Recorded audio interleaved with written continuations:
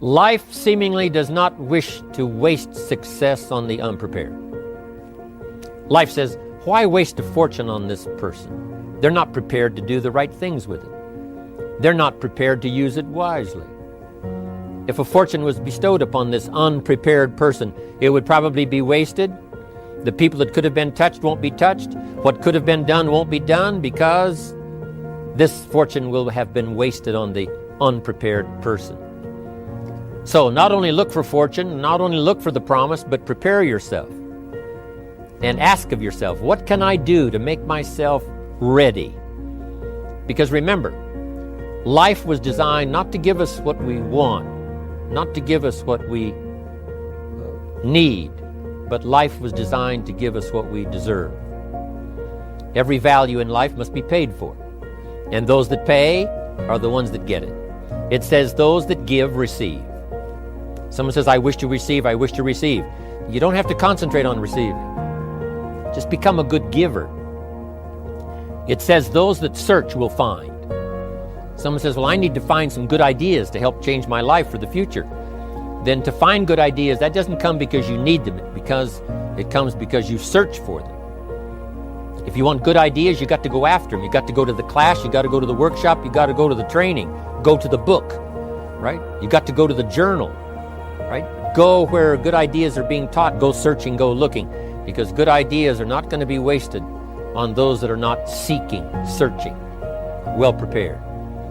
So, prepare yourself to be ready for fortune when it comes, to be ready for challenge when it comes, to be ready for opportunity when it comes.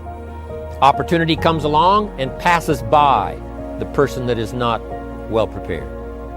I want to prepare myself this year for next year. Yes, I wish to be effective this year, but I'm also thinking of ways, how could I be better?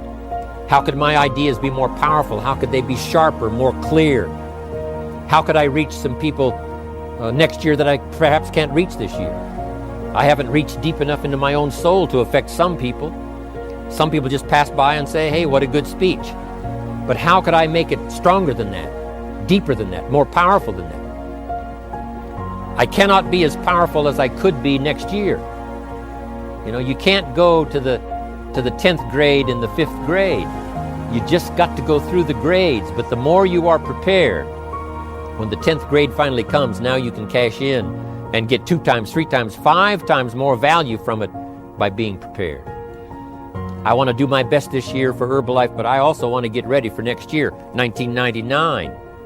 And then when the year 2000 comes, at the turn of the century, I want to be well equipped by language, by instinct, by temperament, by personality, by influence, to really be valuable.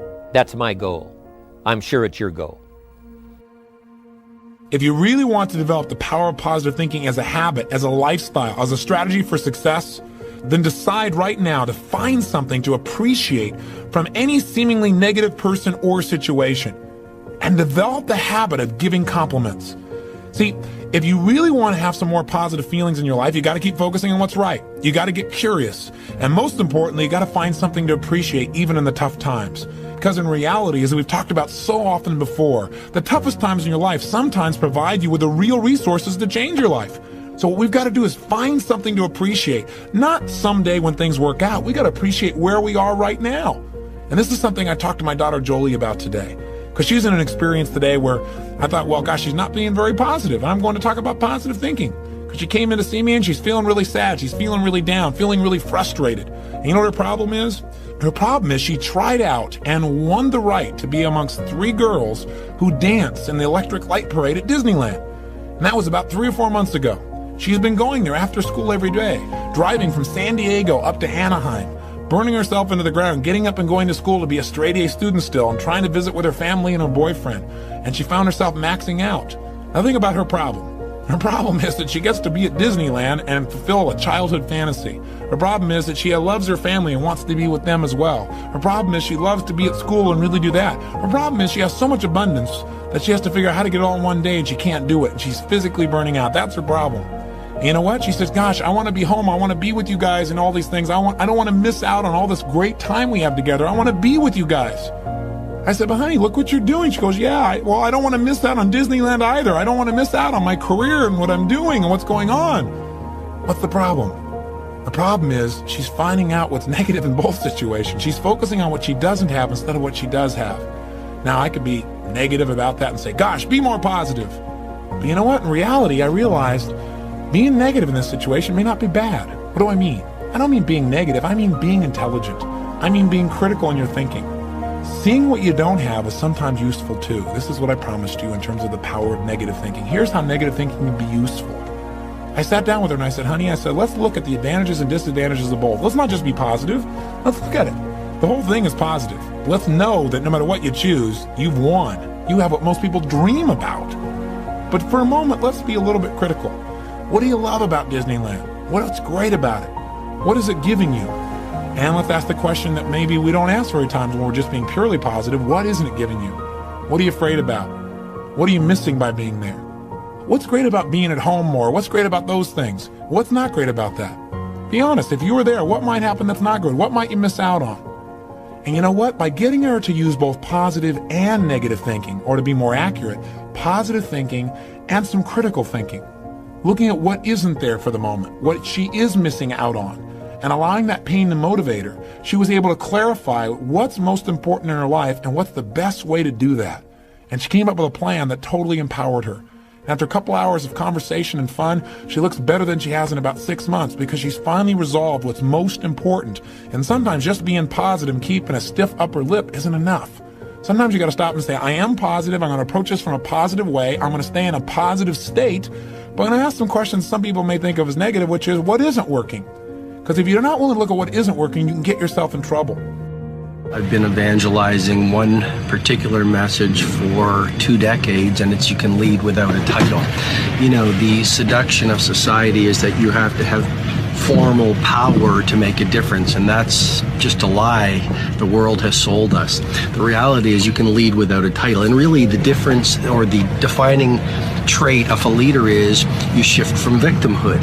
See, victims love making excuses, and if you recite your excuses long enough, you actually think they're going to be true. I see it around the world, you know, people saying these things like, I don't have time to run, or I'm not good enough to be great at my work, or this would never work, or I don't live in the right country, or life is hard. And the more you recite those excuses, you think they're true. So let go of your excuses, start getting some results done, and over time, you're going to rise to your world class.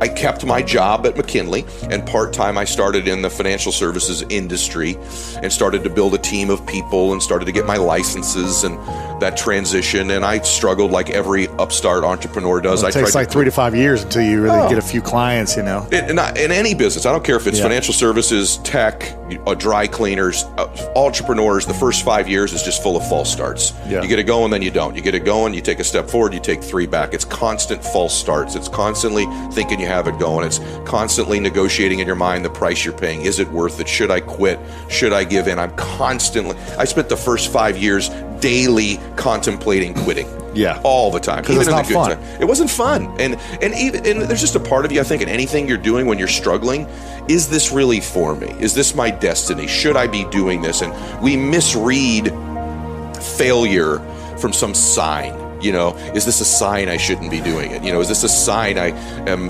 not cut out for this? Instead of looking for signs that you can win, right? And so I spent the first 5 years literally trying to find ways to quit, trying to find ways to get out, struggling. And I went broke. I lost a car. I had the water turned off in my place. I bought out my first house. I ended up having it foreclosed on eventually. So I'm not that house with the unicorns that you saw, right? Or my beach place. Like, that's all the after. People don't realize that there were just years and years of grinding and struggling and worrying in the beginning. And then I made some mental changes and some shifts that altered my life then again. You can think about the world this way. You can think about it as your orderly little plan. That's a place, and you can think about it as the place that things that disrupt your plan comes from.